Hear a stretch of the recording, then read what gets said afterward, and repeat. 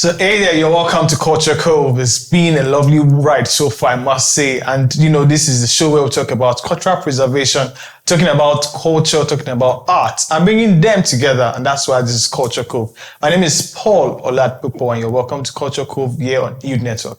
I'm not alone today in the studio. I have with me here Joan Eze. How are you doing today, Joan? I like the way you called my name with so much authority. Who gave you the authority? I'm KBSC, so it has to be like that. KBSC. Yeah, I hope you give money after these shoots. Depends. It's so lovely to be here, Paul. How are you doing? I'm very well, thank you. I love the fact that you're taking us off nuts. I love that so much. Thank you. And also we have in the building on More Cafe, Dennis. Hello, hi, I am fine, thank you very much. And hello to Joan, who decided that at this she wants point to go all out here. All out, don't worry. Next time if I come here, you're going to see. No problem. So I guess you should up your game. And also we have a very special guest in our midst. He's a visual artist, a speed painter. It's not that person, but Adebayo. I almost said Seun, but it's Seun. Hi, Seun. How are you doing? I'm doing fine. It's lovely to be here. And I really love your outfit. Like it's so detailed. Mm-hmm. It's giving the role actually. African, yes, an artist. Yeah. And I love the cowries beat, by the way. Thank you very much. Please, after the show, we'll sell some so that we can make some money. Oh, yeah, because cowries are very expensive. The Igbo girl in Joan is coming outside. Exactly.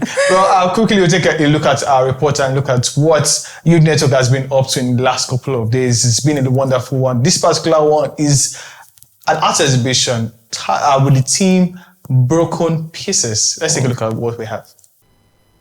Since time immemorial, arts in various forms have been used to tell stories, preserve history and culture, save lives, and pass down traditions. Generally, it has and is still being used for the act of expression. These are some of the many reasons why the organizer of the Broken Art Exhibition for Special Needs Children, Mrs. Lillian Amos of Indigo Plus Consult Limited in Abuja, Nigeria, organized the exhibition. The event was a medium which allowed the kids to showcase their talents while preaching and advocating for their inclusion in societal art. While speaking on the reason for the event, Mrs. Lillian Amos mentioned the motivation for creating the exhibition drawing from her personal experience. She also encouraged everyone with special needs not to look down on themselves. 20 years ago, I was involved in a ghastly accident that ordinarily should have left me paralyzed from my neck down. That would have made me a special needs too, but somehow I escaped, and that has made me appreciate mobility, appreciate ability, and appreciate, the enablement to do certain things for yourself. I want them to know that Broken Crayons still paint masterpieces. No matter how broken the crayon may be, if given the chance and the right atmosphere, it can still make a masterpiece out of any situation. Also at the event was a medical practitioner and public health expert, Dr. Salamatu, who mentioned ways medical practices can help. The medical field can help in the aspect of, doing lab investigations, health educating the parents on how to care for the child, how to prevent certain medical conditions that the child might be prone to, and also in terms of making a proper diagnosis actually of any medical condition that is associated with that special need in the child. And then of course from there, what kind of treatment to give or what kind of rehabilitation care to recommend to the parents. And I think that goes a long way in helping these children integrate properly into the society as they grow older. Parents at the event with special needs children, including the father of Guinness World Record for the largest art canvas, Tagbo Okeke, shared their thoughts, encouraging other parents to focus on their children and discover how special they are. Be very attentive, be very focused, be patient. Patience, it requires a lot of patience. It also requires a lot of faith and belief. You cannot be doing something if you don't have faith in it. You see, what is required most of the time is not to be, it's not for you to actually tell yourself, I will get up in the morning, I will go out, I will do something, I will do this, I will do that, without having something higher that propels you to do it. Something should propel you. Tell yourself that you want to get your child to communicate with you. Start with that. I've never had a reason to feel that my child is left out in any way. When there's inter-house sports, I think the last one he participated in the bicycle riding, there is always a way to include them. And I think that inclusion is very, very important. It makes your child to feel that he's part of it all. After all, it's not their fault that they are different. They are only different, but they can do and more than we even expect that they can do. So yeah, we should try the inclusion right from our homes. Don't make them feel as if they are different. They can't. One of the child artists who performed at the event, Eliojo Ogbaje, expressed her motive towards playing her violin for children with special needs. Well, first of all, I would say that when I play for children with special needs, I see that they feel happy, they enjoy the song, and that it's just a good thing, at least just to make the children feel happy. The event was an eye-opener to the wonders these special children can do, just like Kenya Chuku Tagbo Keke, who broke the Guinness World Record for the largest art canvas. The event was attended by art collectors, enthusiasts, parents, and most importantly, children with special needs. In line with the advice of the parents, it is important that society does not look at people who are created special differently, but rather grow a mindset that in every disability, there is more than 1,000 abilities. Yeah, I guess that's the word there. In every disability, yeah. there are 1,000 abilities hidden inside. And I think that's what this particular art exhibition actually portrayed, really. Because I saw very beautiful artworks there, a lot of abstract works, and it was really amazing. As an artist, how do you see this? Yeah, this is a very wonderful initiative. I myself and Live in My City Art Festival, we've done something very similar to this. So, you know, when we have like children living with disability, some parents will feel like they are useless and maybe they neglect them. They don't want to. Maybe they are going for a very special or important event. They keep them away. They keep them at home. They don't take them because they don't want to feel as if they are like disgrace to the family, something like that. But when the parent sees them doing things like this, when they engage in doing like art activities, you know, and people come around to admire what they did, and you know, there is this joy that comes from parents that wow. So actually, these children they are not actually useless. They are like the boy that broke the world Guinness record. Yes. Now the boy is not the part of the family. Engaging them in things like this, it's just like showing that there is a lot of possibilities in where we think there's no, and when we think this is not possible. So it's a very wonderful initiative. Like, I mean, that's even the title of Takbo Okeke's piece. Exactly. Impossibility is a myth. Meaning that it's unreal. And also, the organizer also mentioned the fact that even broken crayons still create masterpieces. Exactly. I mean, you could just have a little crayon and then you're able to create So it's more of like an eye-opener that there are possibilities in disabilities. I see this as a very huge encouragement to families out there, especially what our guest just drew our attention to, because some of the families see these kids as, especially the ones that are ignorant of what they can do, because in every I go around telling people that there's every atom of creativity deposited in you as far as you are a human being living. So the difference is what you can do is different from what I can do, whether you understand what I mean. So it's a very, very good event, especially in the arts region, because I've noticed that most of these kids love to paint. They can do other things as well, but they have this love for colors. And imagine when you take cane into what your child is doing and also put your interest there, just exactly how Tabo Keke did for his child, Kanya Chuku. And it's something that every parent should should be very interested in not neglecting what's the power of what those kids can do. You actually took that quote I wanted to say, but I'll still reiterate it that broken crayons can actually create masterpiece, and that's where I stand. Indeed. Yeah, just to focus, indeed. That's the word Tabo Okeke had used. He said focus. If you were there at the events, that was the key word he kept saying, he kept emphasizing on, because that is what a lot of parents do not get to do. With parents with special needs children, they tend to put all of their attention on the ones they feel are normal.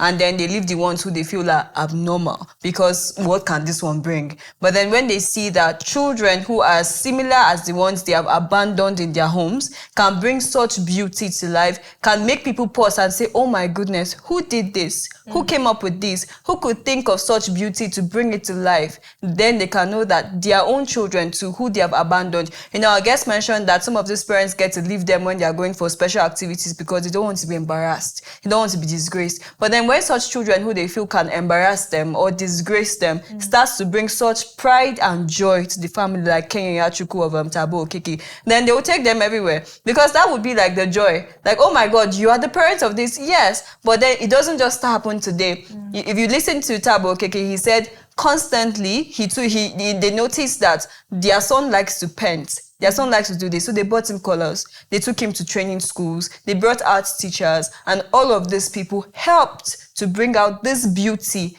that brought about the Guinness World Record for him. So it's when it comes to society, we have to be inclusive of every single person that exists. We can't say because we have two legs, if somebody else does not have two legs, it means the person is abnormal. So we have to look at things like this. I mean, special needs, they are just special, and that's the beauty of it, because they're actually very great individuals. But I want us to leave that for a moment and focus on you as a visual artist. I do understand when you want to paint, how also as a speed artist, what comes in your mind when you go on a canvas and then you're painting? Let me get the question straight. As a speed artist or as a painter? Okay, maybe both, because I'm a painter before I become a speed artist. Okay. Yeah. The inspiration for the speed painting is my love for performance. So I love performances, like, stage drama and the rest. So, and I do more of theater. Like I do act movie.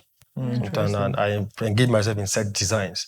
So how can I bring my art together with these performances? So how do I do it to make sure, something like that, like to create a show with art? So I started something called, it all started from during my NCE, is church fellowship, something like that. And when we have like conference, so it's expected of a fellowship to bring a special performance, something like that. So I take a look at it. I can actually do like Jesus Christ upside down, like in a few minutes, and that could be our performance. So I started self-training on how to do this until I got it. So the first day I did it, it brings up this wow factor. So after then, I started getting invites from other fellowship, to other churches, outside churches from Ilorin, then from there and there, okay, I think I'm really called for this. So then I started doing it here and there, started traveling to do the speed painting of Jesus Christ specifically. So later, when I gain admission after my NC, and I get admission to ABU Zaria, so there is a core course, this theater and performing art. It's Theater 103, theater and technical workshop. Yes. So in the we are expected to bring something new. Everyone should bring something new to the course. So it's like your experience in ABU so far. So you combine them to create a play. So I told the course lecturer, Augustine Daniel, I do speed painting. How can I go? But I don't actually. I do Jesus mostly. Say, okay, can I do Sir Modebelu? I say, oh, it's true. I should be able to do that. So I went back to my drawing board. I tried it out, and it came out nice. So let's add this to our play. Then we added it to our play. On the day of our production, the VC and every other stakeholder in the university came around and wow, this is super. This is what we can actually do wherever we have a special activity in school. So from there, the school started inviting me for show, sending me to other states to go, and we travel out with, to go and do performance. And when they have theater performances outside the school, I go alongside with them to do so. that's how I became a speed painter. No, from painting Amadou Bello now to paint a real human being. So from there, that's how I became a speed painter. I want to ask a question. What's the idea of the upside down? The upside down is because you don't have a luxury of time to keep people waiting in events. Yes. And if you go straight to the point and just draw the person, you've actually caught the wow factor in it. So the thing is, when you start painting it upside down, possibly it will start from here. So they start calculating, me, I'm thinking upside down. They're thinking normal, like they're thinking straight. So to them, it's not making any sense. It's gonna make any sense. Like you have 2 minutes. It said 2 minutes. So what can it possibly do in 2 minutes? And for what we are saying, you're not even saying anything. It's looking like a branch of tree. I don't even understand. Is the guy trying to waste our time or what? So by the time the 2 minutes and by the time I fix the eyes, the nose, the mouth, and complete the head, by the time I turn it, like wow, so all I know this guy is doing. So that's why I did upside down. So to create this sharp wow factor. Yeah. Nice. Very so if you had to paint me now, how long do you think? In a speed painting style. Yeah, fine. 2 minutes. So interesting. So but again, how long have you been, because it sounds like you've been doing it for a very long time. So yes, actually I've been into art or speed painting. Like art in general. Let's say art. Art in general. Yeah. It's a very interesting story actually. And a bit lengthy, but I will try and shrink it together. Compress it. Yeah, my father was an artist before. My late dad actually. My dad passed away when I was 13 years old. So he's an artist. Okay. Yeah, he was an artist. So then I was privileged to go to private primary school, whereby we have prize for every subject. So primary 1, primary 2, primary 6. So this is it. I might not be able to compete for mathematics, English, primary science, education, PE, or whatever it is. But you see this fine, I did drawing. It's drawing and handwriting. See, I'll be waiting, let them just be calling on these ones. Even before they even call my name, when they go, it's time for drawing or handwriting. After going before even calling my name. So from primary 1 to primary 6. So I enjoyed that encouragement. So, once there's an encouragement in something, do you understand? It arose your interest. It boosts your interest in it. So secondary school, I started drawing perfectly, drawing human beings, shading and every other thing. And it's not difficult to get guys that draws too. So far you can draw, before started forming campus, friends of those that can draw, help each other and with new ideas on how to make it better. So some of us do greeting card and fast, we have to learn how to do this. This one, bring it, I can do this.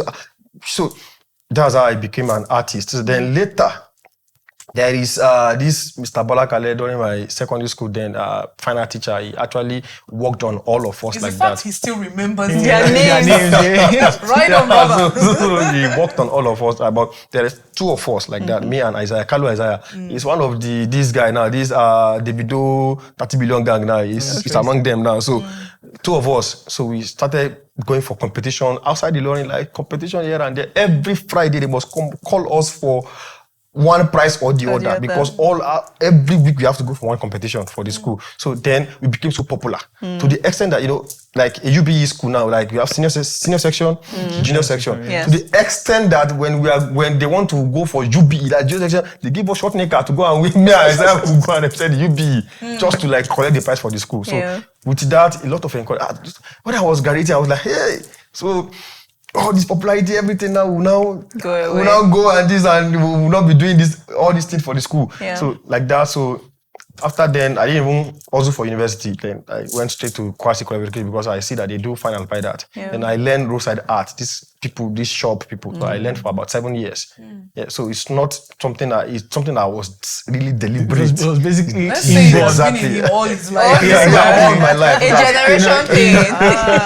In Yoruba, there's this thing that we call abinibi. That you're born with it. So it's abinibi, not ability. Exactly. Immediately after my final year in NC, so I applied JAMB. So and I got the admission to fine art. So from there, just like next semester, continue in Ibiza area. So my school, by the way. That's actually very wonderful. That's a lovely story, actually. So we're going to break now. I want to come back and continue with our stories. It's still Culture Cove, and my name is Paul. We'll be right back.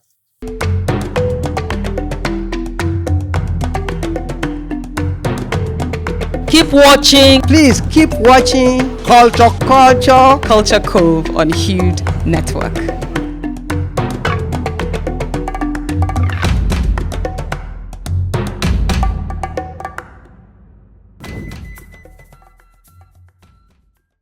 Yeah, welcome back. It's still Culture Cove, and we're here with Adebayo Seun, who's a speed painter and also a visual artist. He's been breaking out the world of arts and how he entered the world. We're going now to our second segment where we'll talk about the arts and arts. I'll leave it to Omo Cafe to take us away. Hello. Let me say I'm taking you people all the way now from painting and whatever that is. I am taking you people straight into the world of music. Now, this is happening in Tanzania and it happens yearly. So it's called Sauti za Busara and it simply means sound of wisdom. So the person who created this event or who started it is called Yusuf Mohammed. So one day he sat and said, he has been in Zanzibar International Film Festival for a while. He got the experience. He saw how African film was being, portrayed to people outside of Africa, showed how Africa was beautiful compared to what other people who were not Africans were showing. So he decided to do something about music. So he said, okay, now let's start something. So he started in 2003. The idea was born in 2003, but officially he started in 2004. So it's 11 years right now. This one was the one that was done this year, Sauti za Busara, Zanzibar. And the theme was Voice of Peace. Considering all of the things that are going on in our world right now, maybe this country is fighting that country or this is going on, he said that, okay, he was going to find a more sustainable way of bringing about peace and unity amongst countries. So he thought of this Voice of Peace using songs, sounds, beautiful sounds to do this kind of things. And the other day, we talked about the International Day of Dialogue, Civilizations and Dialogue, and how countries should come together to communicate. From Nigeria here, from Northern Africa, from other African countries. And even sometimes international artists and not Africans get to perform at that place. And we had a lot of people representing. We had the Zoese Sisters band because this year, he looked at how it can be very inclusive. I think inclusivity is spreading its wings now across all segments of art. So these are the Zoese queens. And it was bringing female band leaders and also female performance artists to the limelight and seeing how they can also use their own voice, their own art, their own creativity to bring about peace and unity, not just in Tanzania alone or among musicians, but also amongst people who are living in those countries. And I'm looking forward to next year's own to see what is going to be the theme, considering what is happening right now. So we'll see what will be the theme and how we can, cause sustainability in our society and everything. So, yeah. Well, I think what I would just say is, all of you here, except my guests right here, both of you know that I love whenever women are included in a lot of things. And we can see in most part of the world that whenever we see about instrument, music, band, is mostly the men. Yeah. But now the women are involved, not just as musicians now or as backup singers, because if we can remember likes of Fela Kuti, we always have them behind the scenes. But here we have them as the drum beaters, the forefronters, and making sure that everything is going smoothly. And there's something that I really love about this Sauti za Busara festival or music concert is the intentions behind it and what he was thinking, how he decided to bring it home from what he has seen outside. Where there's this saying where someone like Paul now, when he travels and he sees a particular thing that it will be beneficial as be an Oba of his place. I don't know, they should not shall come for me. So as a king of your place, and when you go out and you see something very nice, you bring it to your own community and say, okay, let's adapt this particular culture and embrace it as our own. And of course, it will bring more unity, it will bring more togetherness, it will bring more peace to us and of course to the world at large. So it's a good one for me. Yeah. If I were to have an order of things that I think music festival will be number one. Food festival will be number one. Then music festival will be number two. Then art exhibition is probably number three. The movies, the movies and also theater are probably number four. So this is one of the things that I really love, how music can bring people together, people of different language. I mean, if you go for any music festival or a concert, you see, even the person that is sitting next to you, you might not know the person, but once the music comes on, the two of you are vibing and then you are looking at each other like, yo, that kind of thing. And that's what music does. Yes. And that's one of the things that this particular year is actually preaching peace. So yes, Seun, I'd love to get your own thoughts on this as someone who is in that space. Yeah, like I said, I am a lover of performance. Like, I love performance, and seeing, like he said earlier, that when it comes to theater, national troupe of Nigeria or something like that, the whole of the band section is dedicated to men. You never see any women doing anything like related. Maybe during the play. Even gong. Yeah, for where? Maybe during the play. Symbolic, maybe it's scripted. But the original, the stereotype hitting it. From here, you won't see it. So, but seeing this is honestly, it's something very unique, and I myself, I love seeing women doing like guitar, local drum, talking drum. I've seen they play very fast beat, like wow. So it's something I really like. Like for me, it's really amazing. And here in Africa, we have so many traditional instruments. Like so there was this time that I think that's kuskas. I don't know if you guys have heard of it. Kuskas is more like a shakers, but it goes and it's always very, I know. like, it's very exchanging their hands and everything. It's always very Benin sweet. women, they play that a lot. I think Amadi would have screamed if he was right here, like, we're showing his people. But we have so many traditional musical instruments, and it'd really be nice if we could see more of that. Even infuse them into our music, into our Afrobeats. So that, gongo, for example, is one that has been infused. Talking drum is one that has been infused into most of our music. Yes, there's this exactly, especially with this new wave of the likes of Ashake, what they are doing with music, and it's really nice to see. I've had it since. Let's hear you. And I think it's more of mindset. Yes. It's more of because in the university where they offer music, it is compulsory. There's a course for musical instrument. So both the male and female have to participate in it. You understand? So definitely you have to pick one instrument. So and it turns out that sometimes most of the female even try more than the male. But the mindset of I don't belong here. So after the school, just few of them that will take it off. So you see them, some people are very good, exceptional. So they are good in singing as well as the music, as well as as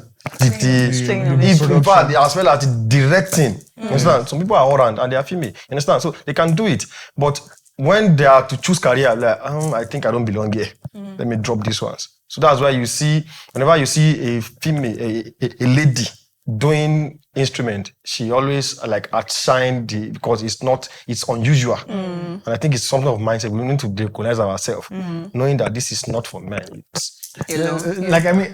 I have a particular friend who is in a field where, in fact, in our office, there are like a lot of, in that department here, there are a lot of guys, and then she's the only lady in that department. And then she's still doing her thing regardless of it. I'm really proud of her. Like, I'm one person that cheers out up all the time. Like, go ladies. Like, go girl. I'll go on a short break now. Once we return, we'll move on to our third segment, so we'll be highlighting the special culture. You don't want to miss it. We'll be right back.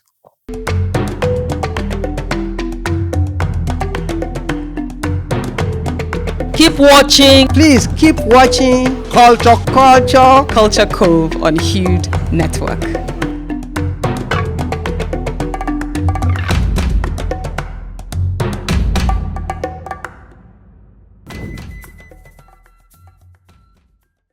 Okay, welcome back. This is Culture Cove, and we're moving straight up to our third segment. So, John, take it away. All right, we're still in East Africa. That is Tanzania, and of course, the Swahili traditional wedding.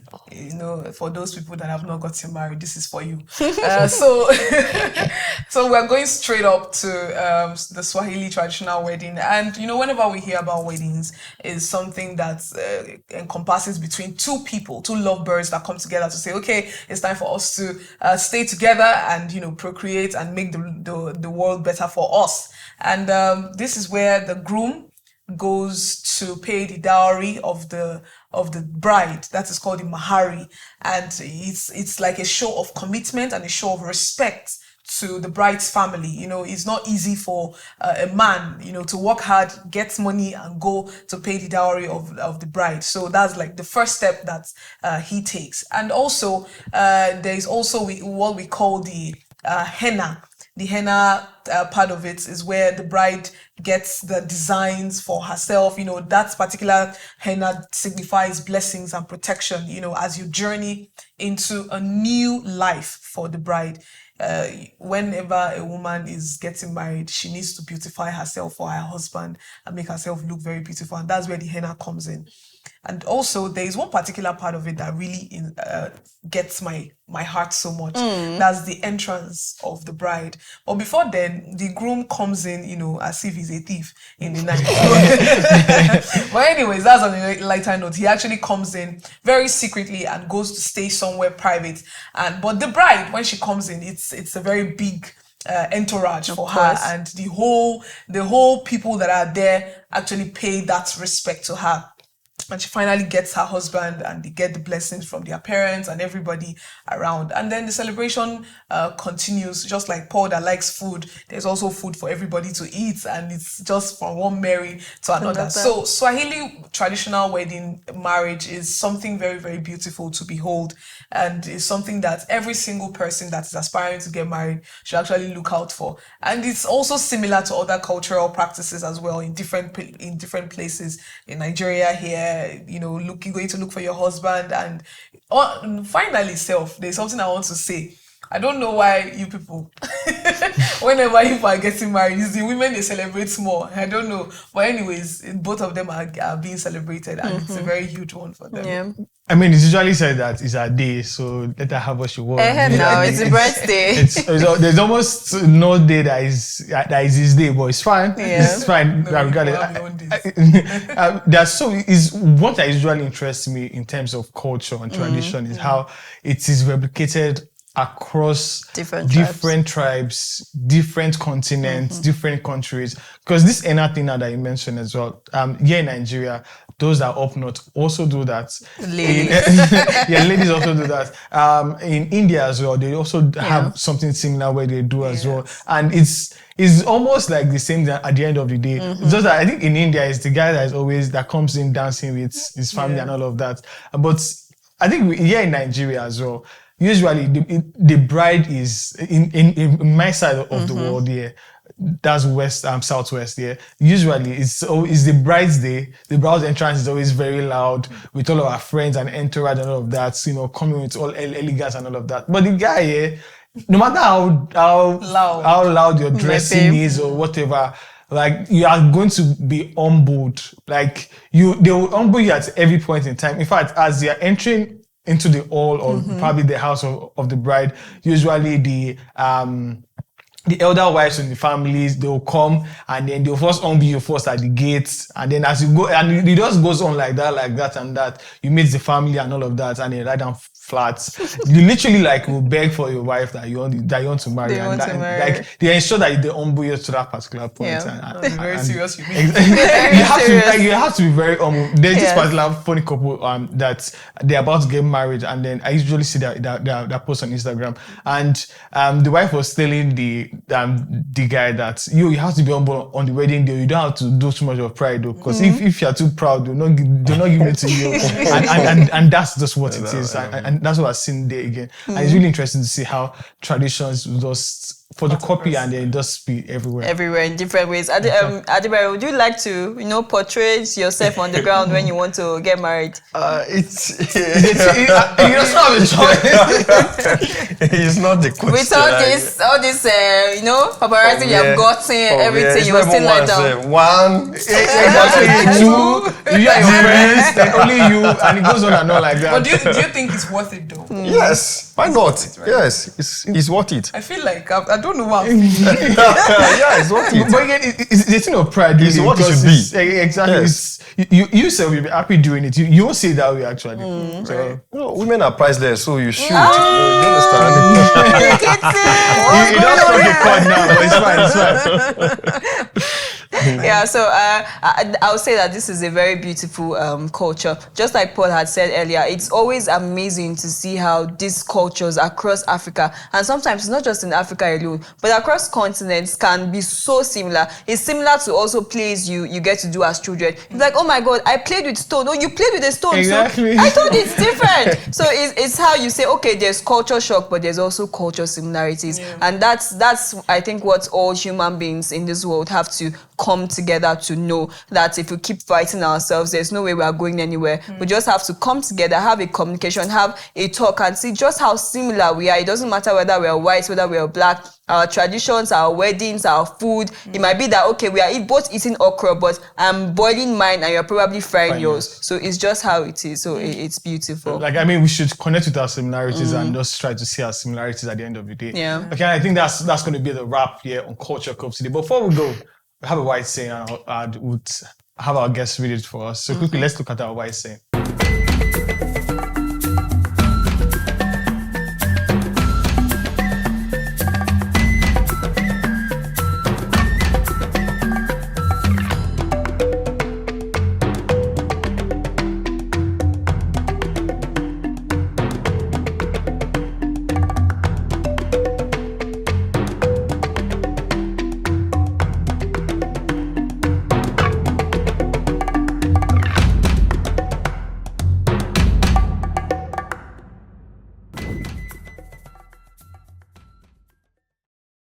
So yes, you're going to read it for us, Seun. Okay. No be who first wake up, the first chop. Why say? So yes, what does it mean to you? How do you see it? Like, No be who first wake up. Actually, if you wake up, you don't get food. Wait you want chop until food day now. So person if you wake up late, make food day. If you wake up, then you don't get food. Yeah. So if you don't get, you don't get. If you didn't day, you didn't day. did not day. Actually. Okay, so Omar Cafe. I think I would like to go with what Adebayo had said here. Like, you know, it like let me use pidgin. It no matter say now you first wake up, or now you first stand up, or now you first start the race. Now me will be say I get the strength, or now me will get the wisdom pass. Now you go first see the food chop. So now be who first start race, now they first reach the finishing line. So yeah, Joe. I think I'll go with this particular saying: "He who laughs last laughs the best." So I think that's what is applicable here. It doesn't matter when you started or when you start your own thing. It's what matters is the final result. And did you finally get it? Did you achieve it? Yes, I did. So, but it's how you guys just linked it like to like food, because what is the person a chop slap? It could be slap that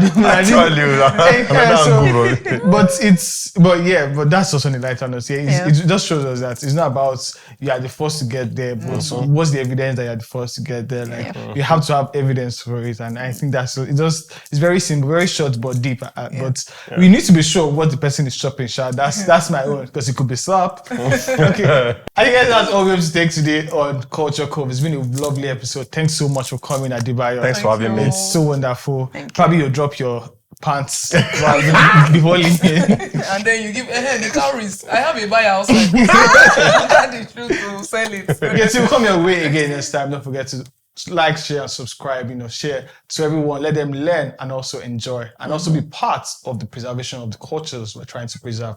My name remains Paul. Thanks for watching.